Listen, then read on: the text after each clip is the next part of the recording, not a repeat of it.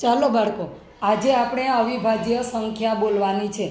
અવિભાજ્ય સંખ્યા એટલે કે જેને સરખા ભાગ થઈ શકતા નથી અને તેના બે જ અવયવી હોય છે, એટલે કે તે પોતાના અને એકના ઘડિયામાં આવે છે.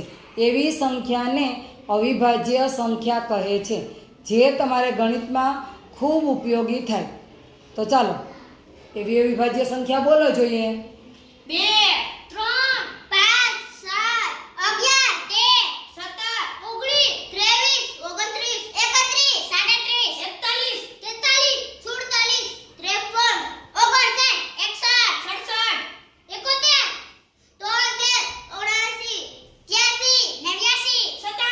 સરસ. જો તમને બધાને ખૂબ સરસ અવિભાજ્ય સંખ્યા આવડી ગઈ, હવે મોહિતભાઈ તમે એકલા આખી સંખ્યા બોલી જાવ જોઈએ આગળ આવીને. 2 3 5 7 11 13 17 19 23 31 38 39 40 53 61 67 71 73 સરસ. ચાલો જાનીબેન બોલો જોઈએ.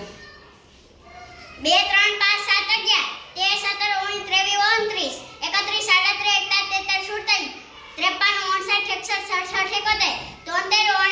31 સરસ. જો ખૂબ સરસ રીતે તમે બધી અવિભાજ્ય સંખ્યા બોલી.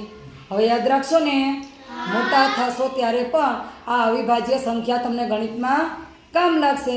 સરસ.